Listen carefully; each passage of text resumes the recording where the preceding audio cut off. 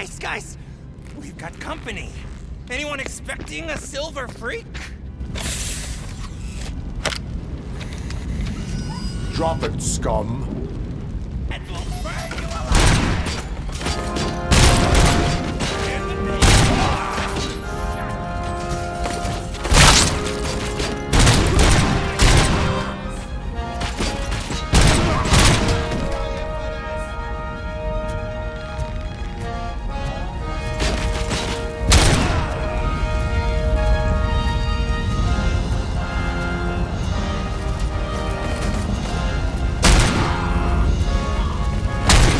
If there is one thing I learned from playing video games based on movies, it's this.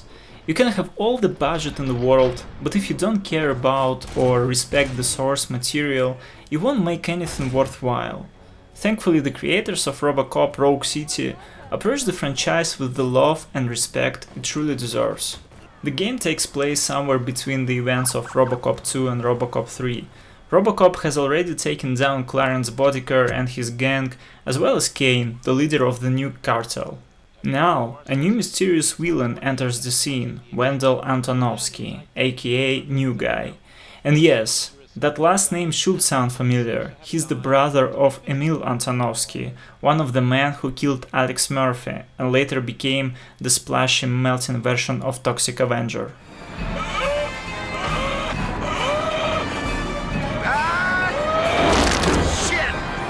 Wendell, however, isn't some street punk. I'm almost certain the devs modeled him after Hans Gruber from Die Hard. He's stylish, dangerous, and oozes class. And if you stick with the game to the end, you'll find out he shares something else in common with one of the greatest movie villains from the 80s. Let me introduce myself. My name is Wendell Antonowski.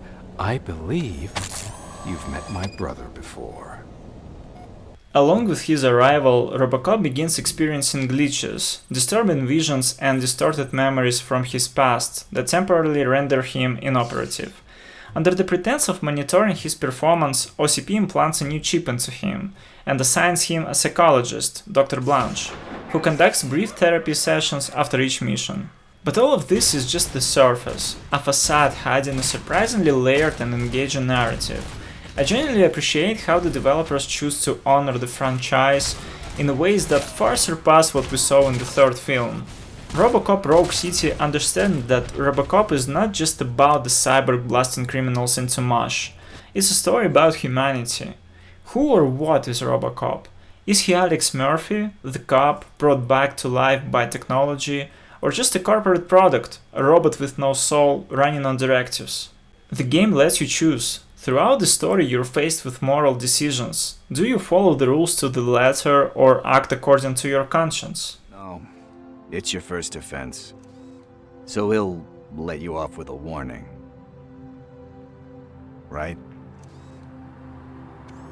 Right.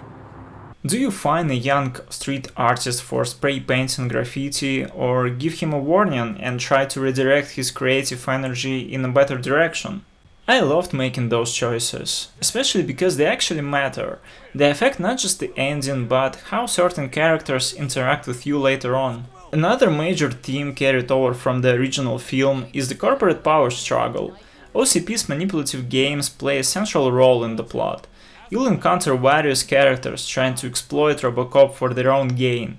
Some want political leverage in Detroit's ongoing power games, like the corrupt and hysterical Mayor Kuzak and his rival Mills from OCP.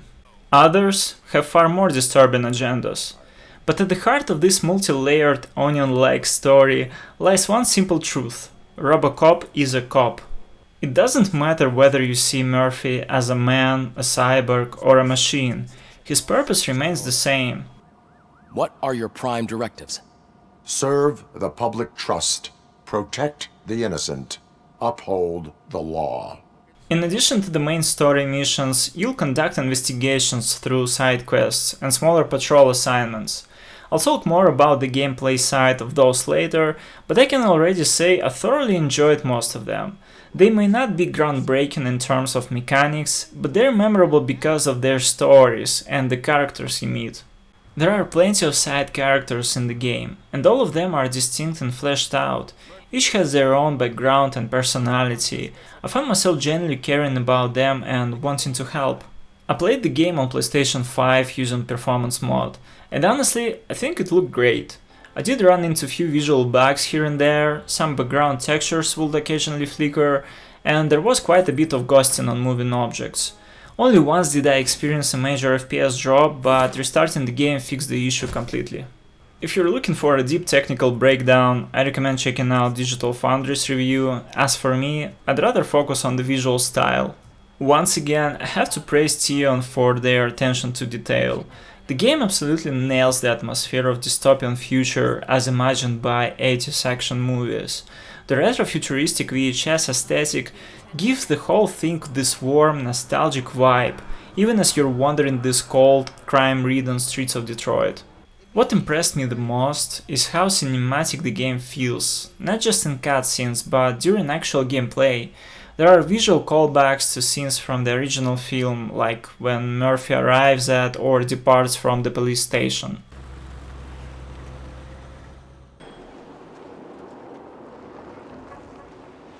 Speaking of the station, it's incredibly well done. It's recreated with stunning attention to detail, almost shot for shot identical to what we saw in the movie.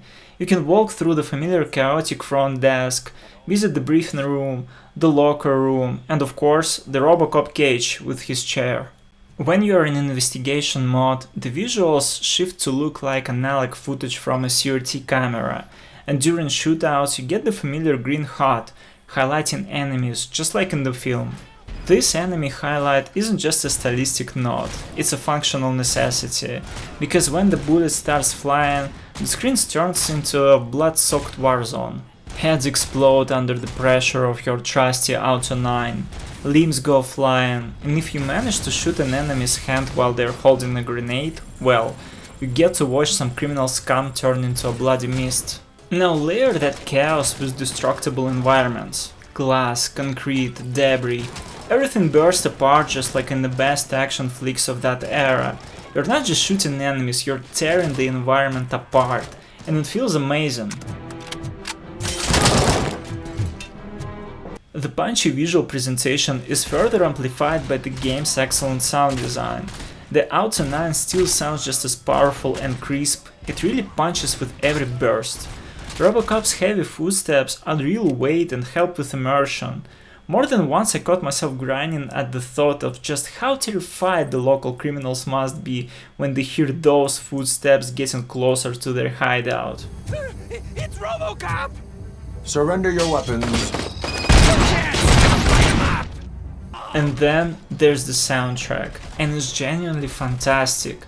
From tense, suspenseful tracks that ramp up the pressure during intense firefights, to the goosebump-inducing RoboCop theme, the music hits all the right notes. It's gonna go boom!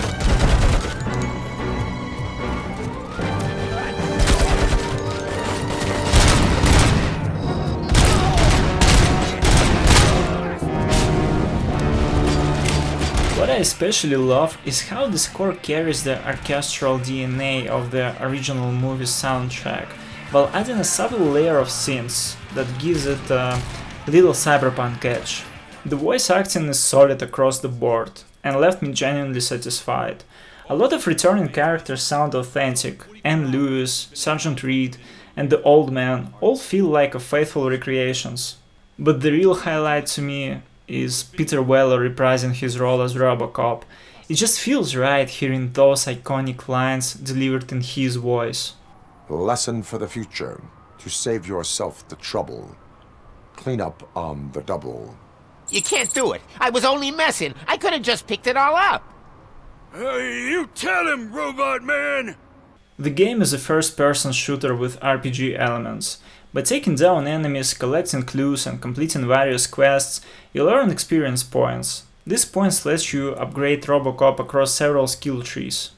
Combat unlocks offensive skill and boosts weapon damage. Armor grants the ability to summon a shield that significantly boosts your defense for a short period, plus a passive defense bonus. Vitality increases your health, the number of OCP recovery charges you can carry, and lets you restore health from fuse boxes.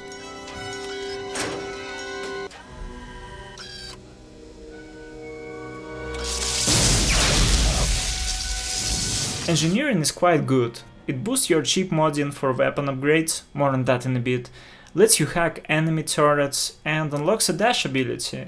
Given how slow Robo is by default, this dash saved my life more than once, letting me quickly escape deadly sniper fire. Focus is cool, and I regret not giving it more attention earlier. It's the classic slow-mo effect, which reminded me about good old Fear from 2005.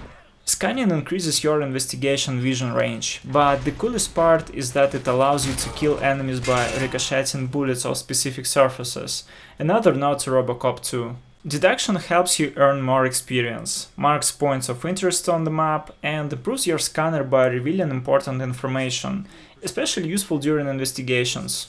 Psychology increases public trust points, which you earn by completing missions or choosing certain dialogue options. It also highlights favorable responses during conversations. Your volume control seems to be broken. Leave it! That's brand new! I've only stole... The game structure is fairly straightforward. You go on a story mission where you slowly, methodically wipe out criminal population of Detroit, leaving behind half-demolished rooms, piles of bodies, and clear message that if RoboCop promises you trouble, then you should come quietly. There are three main factions you'll be dealing with. Torchheads, who replace the Cult of Cain. These dragged out punks are addicted to nuke and led by an equally unhinged psychopath named Soot. They're the first enemies you'll encounter, essentially cannon fodder to practice laying down the law. Then Street Vultures, a biker gang. Better armed and more organized, they stand out with their signature move, attacking you on motorcycles and trying to surround you. And Mercenaries, the real threat. Professional soldiers equipped with high-tech weaponry and heavy armor. They use actual tactics, so expect traps, auto turrets and nasty ambushes.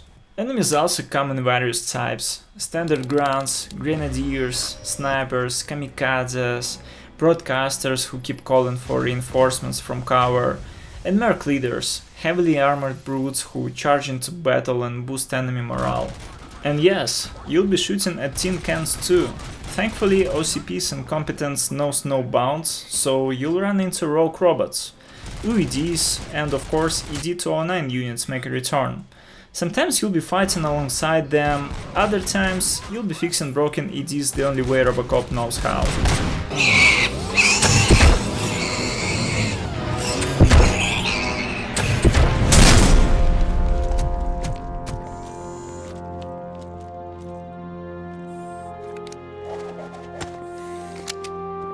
Speaking of ED-209s, let's talk about the bosses. I like them in terms of nostalgia and fan service, but the actual fights felt too basic and easy.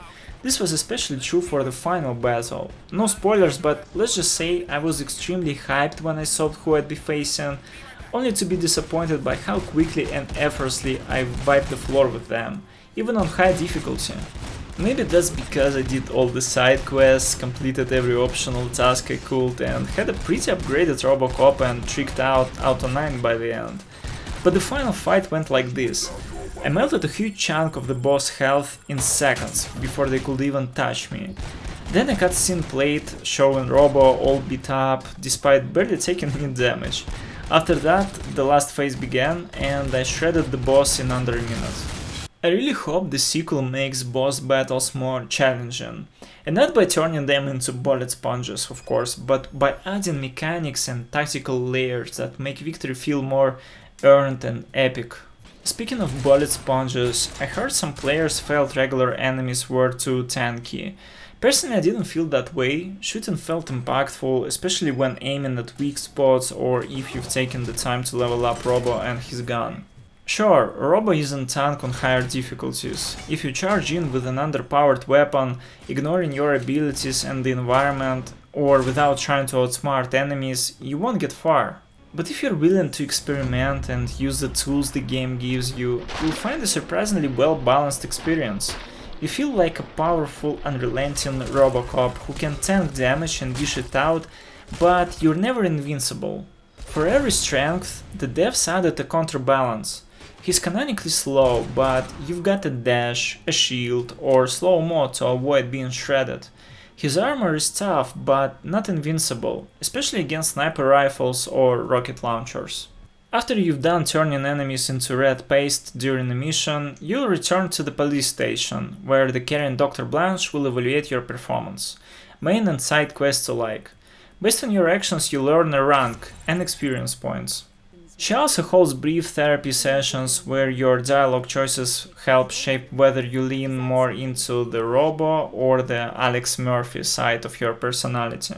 While at the station you can take a breather, bond with your colleagues, take on small side quests, and show that you're not just some tool issued by OCP, but their teammate, Alex Murphy.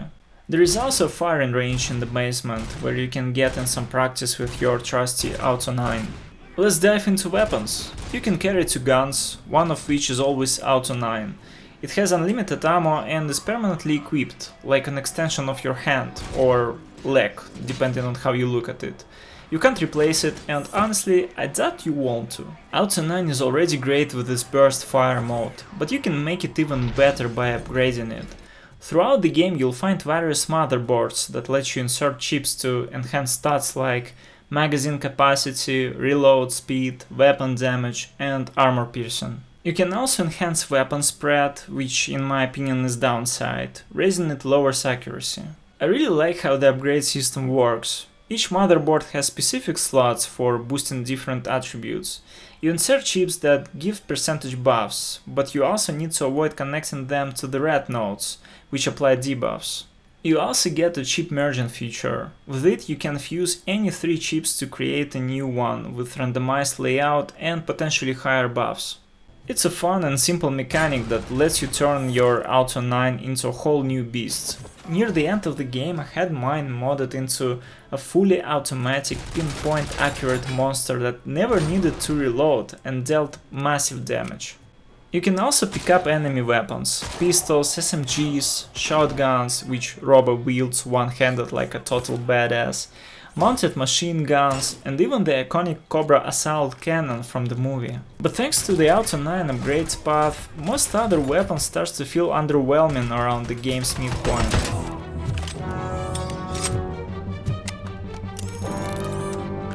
After receiving a briefing from Sergeant Reed, Robo blasts out of the station's underground garage in his signature style to begin the investigation.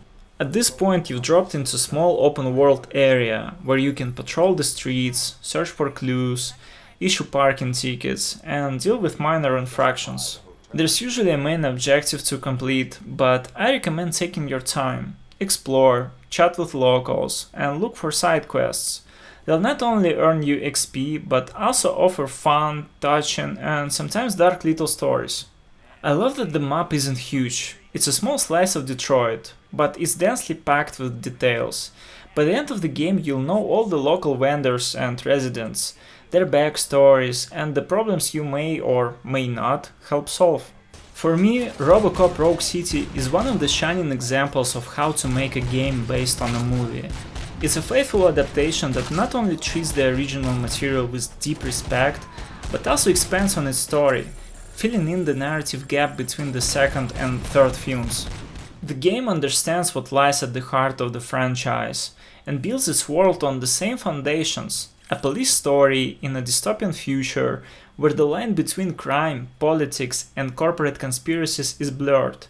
A story of personal struggle, a fight for self-identity, and a battle for human rights. At the same time, the game never takes itself too seriously, or becomes overly grim. It's generously seasoned with dark humor, and even in its darkest moments, it somehow managed to put a smile on my face, and leave me with a warm, pleasant feeling. And finally, it's just a solid adventure shooter with a simple but effective RPG system, and I had an absolutely great time with it. My only real wish is that they improve the boss fights. They're fantastic from a fan service perspective, but too simplistic in terms of gameplay. As always, this was Radio Nick. I wish you all to be like RoboCop, strong on the outside and kind on the inside. Big hugs to you all, and I'll see you in the next video.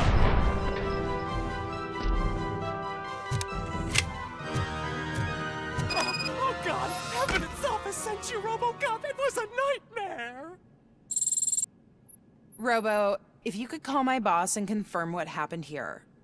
He wouldn't believe that I was taken hostage for the 3rd time this week. Stay here. The police will come to question you.